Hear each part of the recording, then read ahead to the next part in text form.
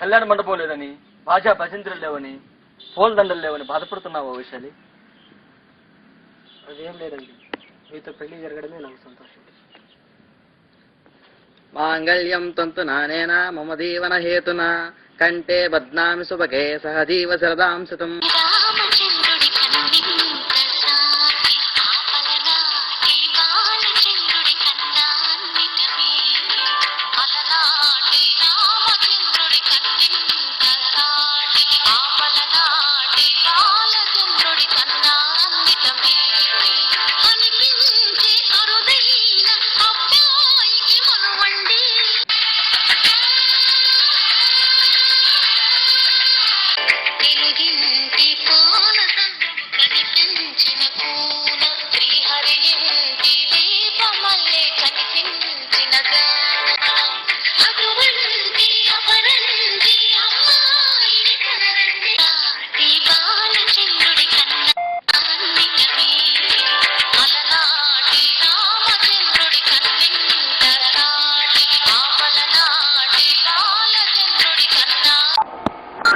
వైశాలి ఏంటండి?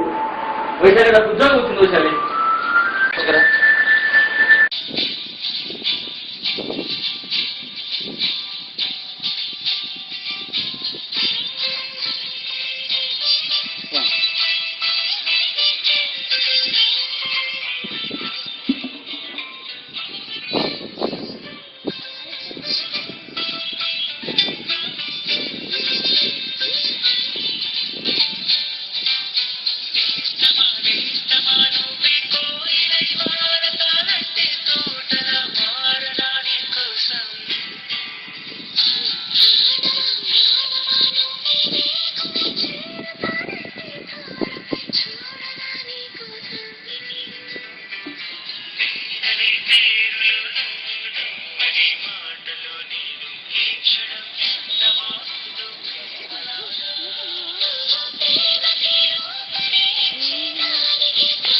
తొమ్మిది సంవత్సరాల తరువాత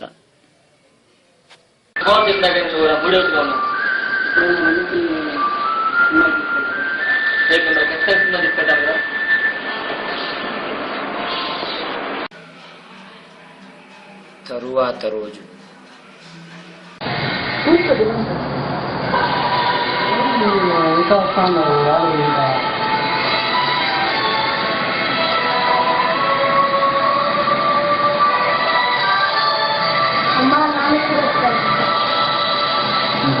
ఎదురు చూస్తున్నాను, ఇంకా రాలేదు. పోదాం, వచ్చేది. వైశాలి ఏ వైశాలి కోపమా? ఏ వైశాలి కోపమా?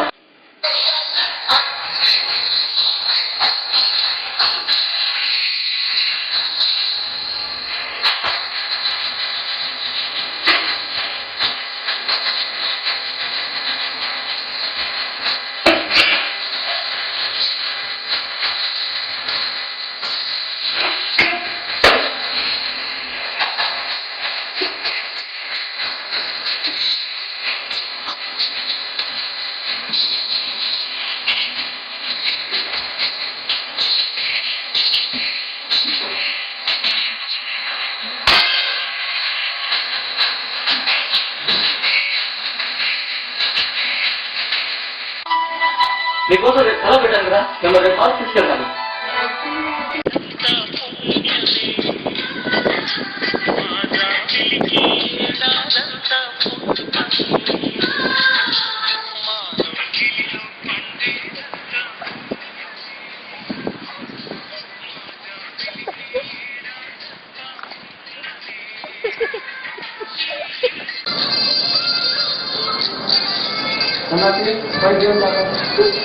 అలా పిల్లలు మాకే సందాస్ అంటే కలెక్టర్తో సమాధానం. వెళ్ళు.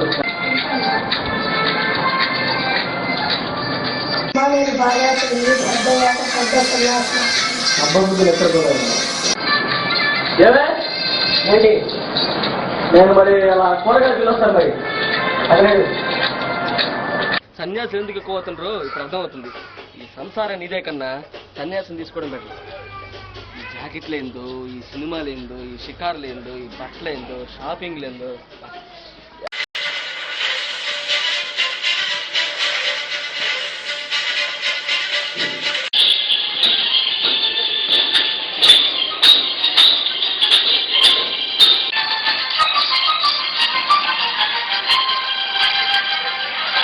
వైశాలి వైశాలి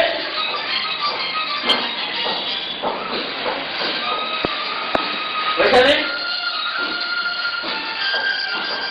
వైశాలి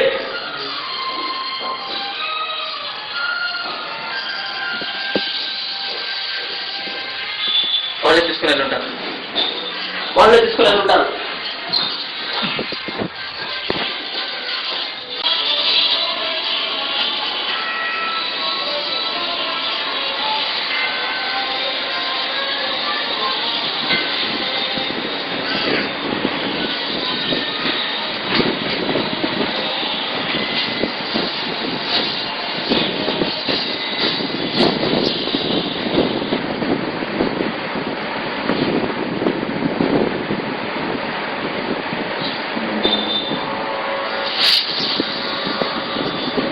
వైశాలి కొంచెం తీసుకోరా.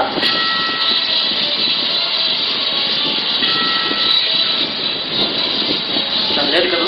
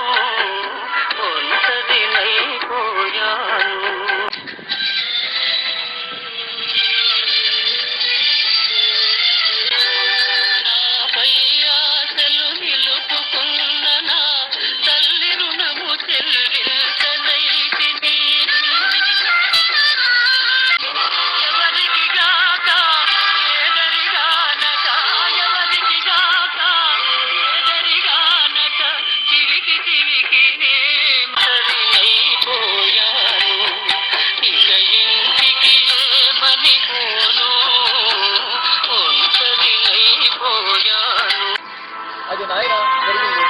నీ భార్య తిరిగొచ్చింది స్వామి. శిష్య మంచినీళ్ళు తీసుకొని రా నాయన. అలాగే స్వామి.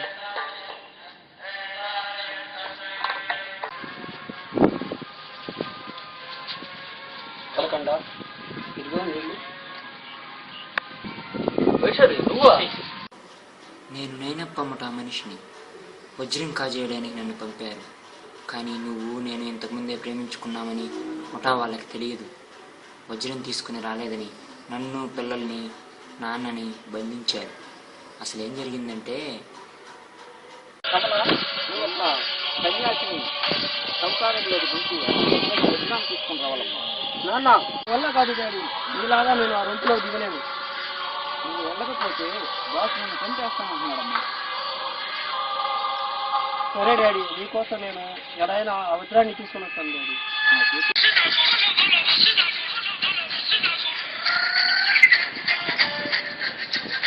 మావా నువ్వు కేక మావ, నీ ఔడియాలు ఇంకా పెద్ద కేక మావా. రే పొగడద్దురా, రే పొగడద్దురా. పెద్దగాలే మావా. మావా వదిలేసి వచ్చాను మావా. వదిలేసు. బాక్స్ ఇదిగో క్యాష్ క్యాష్ జరిగిపోవాలి లేదా నా కూతురు తలుచుకుంటే స్వామీజీనే కాదు బ్రహ్మదేవుళ్ళైనా తీసుకొచ్చి మీద ముందు ఉంచుతుంది. చాలా వదిలేసు. నీ కూతురు బాగా మరిగిందిరా. వచ్చిన తేలేదు ఏమి తేలేదు. దాన్ని వేసి వెళ్ళరా, అక్కడే సెటిల్ అయిపోయింది అది. నీ కూతురు అసలు పిల్ల పాపంతో సుఖంగా ఉన్నట్టు వదిలేద్దాం బాస్. కొత్త మాట అబ్బా భాస్కర్ నా కూతుర్ని బాగా చూసుకుంటున్నాడు బాస్, వదిలేస్తాం. వీని కట్టేసేయండి రా, దాన్ని పిల్లల్ని కిడ్నాప్ కరో. దూరంగా ఉండాలనుకున్నాను. ఏ వజ్రం తేకుండా వచ్చావు? నేను తేలేను, నాకు ఆయన అంటే ఇష్టం, నేను అక్కడే ఉంటా. సరే నువ్వు అక్కడే ఉండు, వజ్రం మాత్రం మాకు ఇచ్చేయి. నేను ఆ పని చేయలేను. చంపేస్తా. మరి పిల్లలు ఎక్కడున్నారు? శిష్య, బయట పిల్లలు ఉన్నారు నాయన, తీసుకొని రా. ఈ రోజులు ఏం చేస్తుంది వస్తుంది, నేను ఒక్కరోజు కూడా గుర్తు రాలేదా? నిన్ను మర్చిపోతాయి కదా వైశాలి. లేరా? వాళ్ళే తీసుకొని పోయి ఉంటారు స్వామి, అయినా మన పిల్లల్ని మీరే కాపాడాలి. సారీ, మీరు స్వామీజీ కదా, మన పిల్లల్ని ఎలా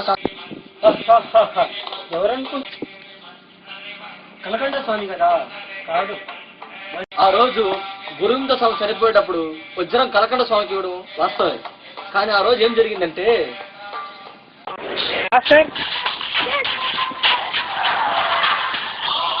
వజ్రం గురువింద స్వామి దగ్గర ఉంది, ఆయన ఈ రోజు రేపు అన్నట్టున్నాడు. ఏం సార్ గురువున్నారా? జోక, ఆ వజ్రాన్ని కాపాడాల్సిన బాధ్యత మన మీద ఉంది. ఓకే. ఆ రోజు సాయంత్రం. హలో, అవునా? ఎప్పుడు?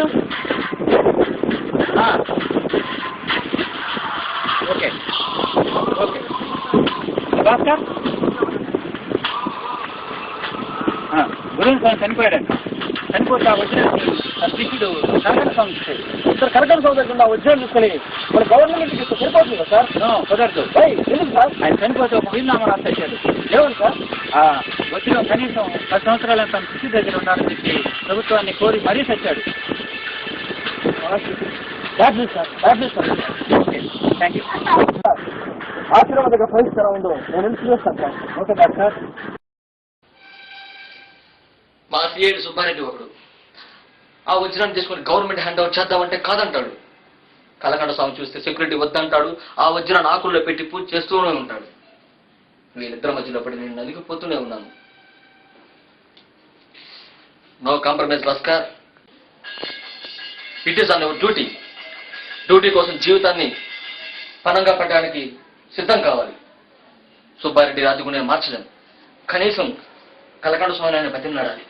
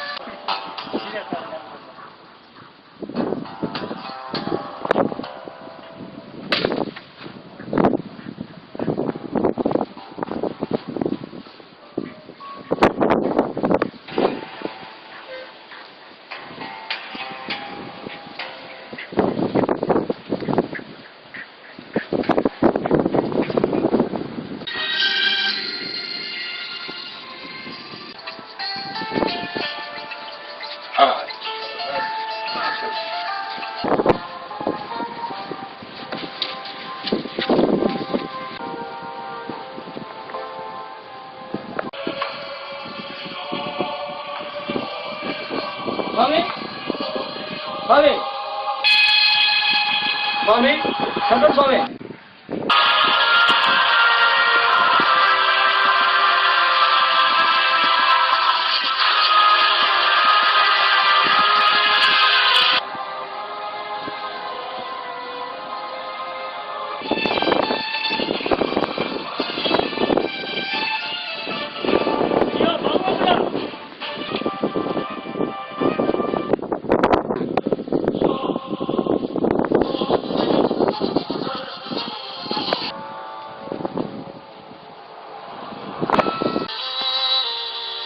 శవాన్ని మార్చురెక్కి పంపించేశాను.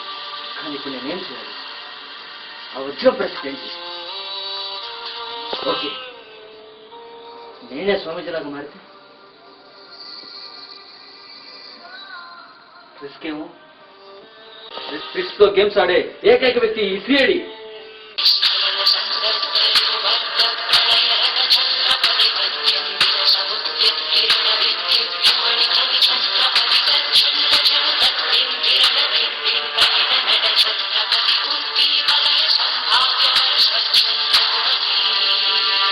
సార్ ఏమైంది సార్? కలకండ స్వామి రౌడీ చంపేశారు సార్.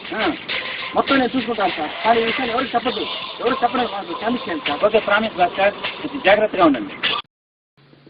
తర్వాత నేనే కలకండ స్వామి వేషం వేసుకొని ఆశ్రమంలోకి వచ్చాను. అప్పుడు వజ్రాన్ని ఎన్ని రోజులు కాపాడో చూద్దాంరా. ఈ దేశంలోకి వచ్చి 10 సంవత్సరాలు ఇరుక్కుపోయావురా. 10 సంవత్సరాలు ఇలాగే ఉంటాను కానీ ఆ వజ్రం మాత్రం నీకు అందు చెప్పండి రా. అది గవర్నమెంట్ సొత్తురా. అప్ప నీ ఎప్ప నైనప్ప ఈ అప్పసొత్తు కాదు. I am CID Bhaskar. అంటే నన్ను ప్రేమించి పెళ్లి చేసుకుని మొత్తం అబద్ధమేనా? నువ్వు ముఠా మనిషి అని తెలుసు కూడా ఇంతకాలం నిన్ను ప్రేమించి పెళ్లి చేసుకుని ఇంతకాలం నేను అజ్ఞాతవాసం చేశాను.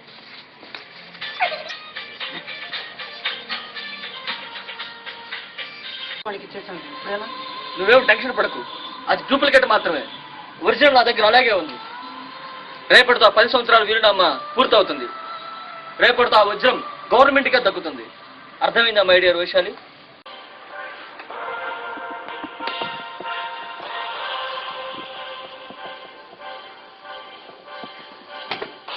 సార్ విశాల్ సార్ గారు ఫోన్ చేశారు సార్. హలో విక్రమ్, ఎక్కడున్నారు? ఆ నిన్న పొమ్మట ఎక్కడుంది? ఏంటి పొమ్మట ఎక్కడ ఉందా? ఓకే, నేను ఎప్పుడు వచ్చేస్తున్నాను. మీరు ఎక్కడే ఉండండి. వైశాలిని జాగ్రత్తగా చూసుకోరా. Okay sir. రెపరెపరాడుతూ సూర్యుడిలాగా వస్తున్నాడు. నీ అంతు తేలుస్తాడు. సాయి కలిసిపోయిన తర్వాత రౌడీ దాన్ని సిఐడి దాన్ని మర్చిపోయారు. మరే మంచిది లేదు, సిఐడి విషయాన్ని మర్చిపోలా. కానీ దాచిపెట్టున్నాడు, వస్తున్నాడు.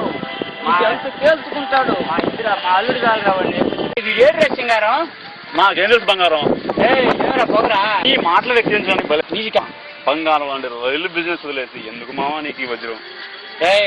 నా రొయ్య మీసాల మీద ఒట్టు, నా నల్ల కన్ను మీద ఒట్టురా. రాకపోతే నీ అబ్బా చెప్పి కొట్టు వస్తాడు చూడరా. మహాభారతంలో చిక్కులు అంటుందిరా. నువ్వు పిల్లడు, నీకేం తెలుసురా? పాలైపోయా నీ అబ్బా. ఫాలో అవుతాను మామ. ఉందా ఎంగుడు మావా? వాడు వస్తున్నాడు మావా. అదిరా నీ మామ అంటే. చూసావు వచ్చాడు మావా. నువ్వు చాలా గొప్పడు మావా.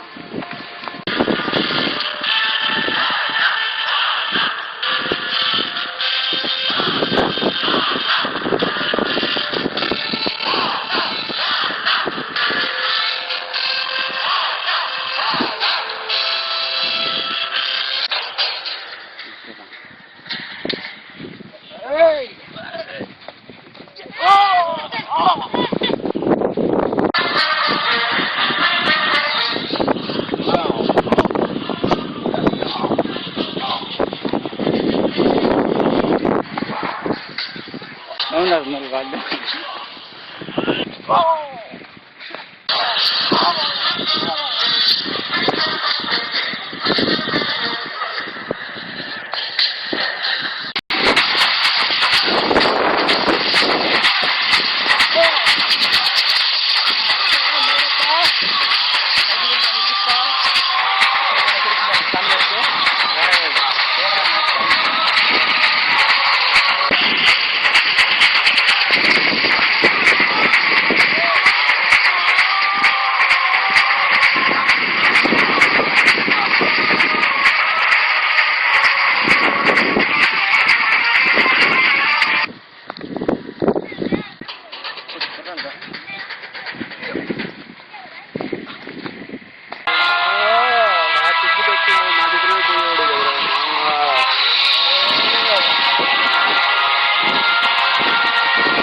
ఎలా ఉన్నావమ్మా?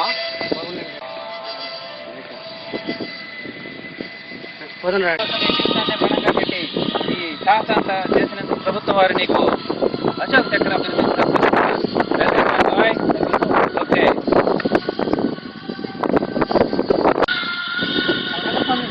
ఇంకా ఏంటి స్వామి రా అంతా అయిపోయిన తర్వాత రాష్ట్రపతి చేతుల మీదుగా తీసుకున్న అశోక చక్ర అవార్డును సిఐడి కీర్తిశేషులైన తన తల్లిదండ్రులకు అంకితం ఇచ్చాడు. ఒక వ్యక్తికి వృత్తి పట్ల అంకిత భావం ఉంటే ఉన్నత స్థానాన్ని ఆక్రమిస్తాడు. దానికి ఉదాహరణే ఈ సిఐడి జీవితం. మీ మునీంద్ర.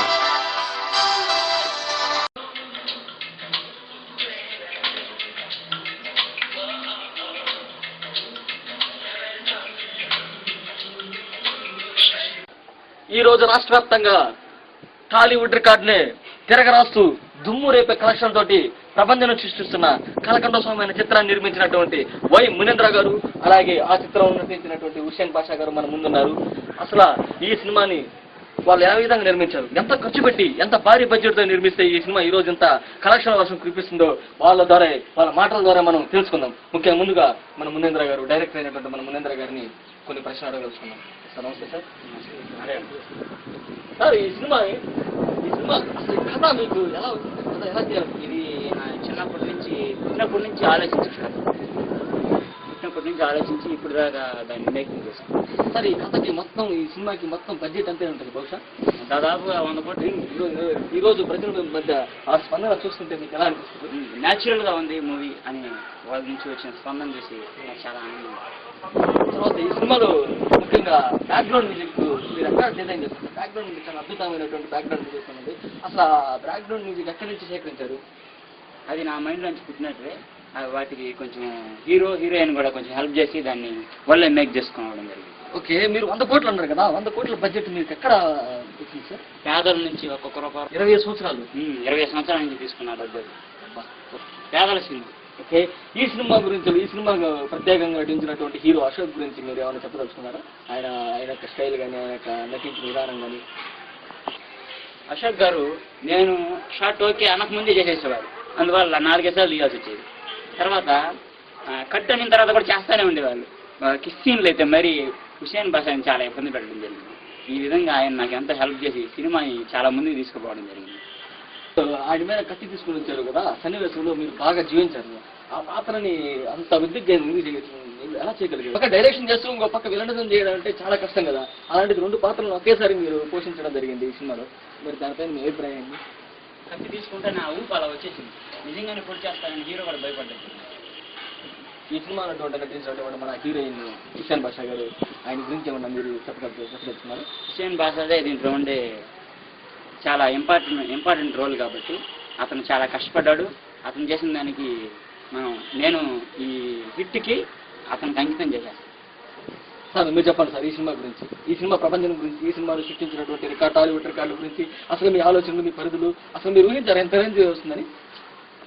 యాక్చువల్గా ఈ స్టోరీ మన ప్రొడ్యూసర్ అయిన మునీంద్ర సార్ గారు నా దగ్గర తీసుకొచ్చారు.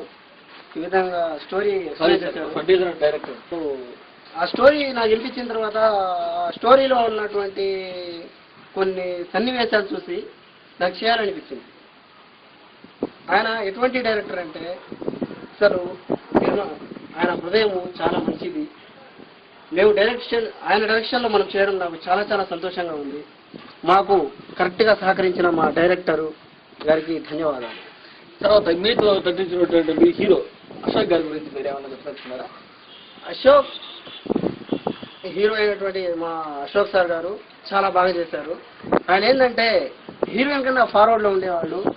కొన్ని సన్నివేశాల్లో చాలా బాగా నటించారు. ప్రపంచాన్ని సృష్టిస్తుంది. ఇప్పటికే హాల్లో టికెట్లు దొరక్క ప్రేక్షకులు తమ కుర్చీల్ని పగలగొట్టి తమ నిరాశని వ్యక్తం చేస్తున్నారు. ఈ పిక్చర్ ఇంతగా ఘన విజయం సాధించినందుకు మన ముందు ఇంటర్వ్యూకి వచ్చేసినటువంటి మన డైరెక్టర్ అండ్ ప్రొడ్యూసర్ గారు మునీంద్ర సార్ గారు అండ్ హీరో అశోక్ మన దగ్గరే ఉన్నారు. వాళ్ళతోటి ఇంటర్వ్యూ తీసుకున్నాము. హలో సార్, కావాలి. ఈ సినిమాలో మీరు సన్నివేశాలు చాలా చక్కగా చేస్తున్నారు. దీంట్లో ఏ సన్నివేశం అంటే మీకు చాలా ఎక్కువగా ఇష్టం? సినిమాలో ప్రతి సన్నివేశం ఇష్టం అండి, కానీ ప్రత్యేకంగా ఇష్టం అంటే క్లైమాక్స్ లో విలన్ ముందు ఫైట్ కానీ, తర్వాత ఫస్ట్ స్టార్టింగ్ సన్నివేశాలు కానీ బాగా ఇష్టం. ఈ పిక్చర్లో మీరు హీరోయిన్ కొంచెం ఎక్కువగా నడిపించినటువంటి టాక్ వస్తుంది. దీనిపైన మీ అభిప్రాయం? ఇదే నేర్పేయడం అంటే అమ్మాయి తెలుగు రాదు, అమ్మాయి సరిగా. మేము ముంబై నుంచి తీసుకొచ్చాం కదా, అమ్మాయికి తెలుగు సరిగా రాదు. అంటే అమ్మాయి తెలుగు నేర్పేయడం వల్ల తర్వాత కొన్ని ప్రాబ్లమ్స్ వల్ల నేర్పడం జరిగింది. సార్, ఈ సినిమాలో డైరెక్టర్ గారితో మీకు ఉన్నటువంటి అనుభవం ఏంది? డైరెక్టర్ గారు నాకు మంచి మిత్రుడు అండి.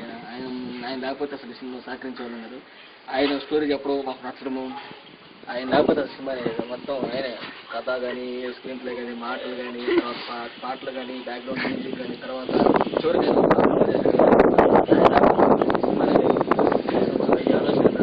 ఈ పిక్చర్లో మీరు స్వామీజీ వేషం వేశారు కదా, ఈ స్వామీజీ వేషం ఎందుకు వేయాలనుకున్నారు? అంటే పిక్చర్లో సార్ మొదట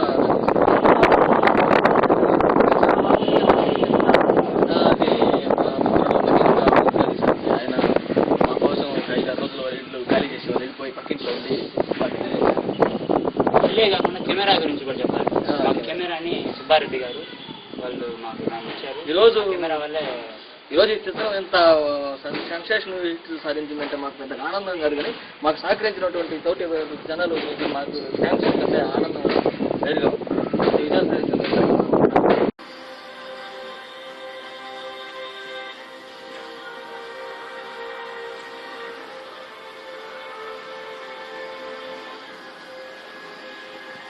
అంటే నన్ను ప్రేమించి పెళ్లి చేసుకుని మొత్తం అబద్ధమేనా? నువ్వు ముఠా మనిషి అని తెలిసి కూడా నిన్ను నేను ప్రేమించి పెళ్లి చేసుకుని ఇంతకాలం అజ్ఞాతవాసం చేశాను. కావాలంటే నా షర్ట్ ముందు రాడు. హుసేన్ కూడా ఖాళీ కదా, హుసేన్ షర్ట్ అట్ట ఖాళీ. చేతులు వెనక పెట్టుకోండి. చెట్టు మా ఇద్దరు ఫైట్ జంతర్ మంతర్ కానీ చేస్తాం.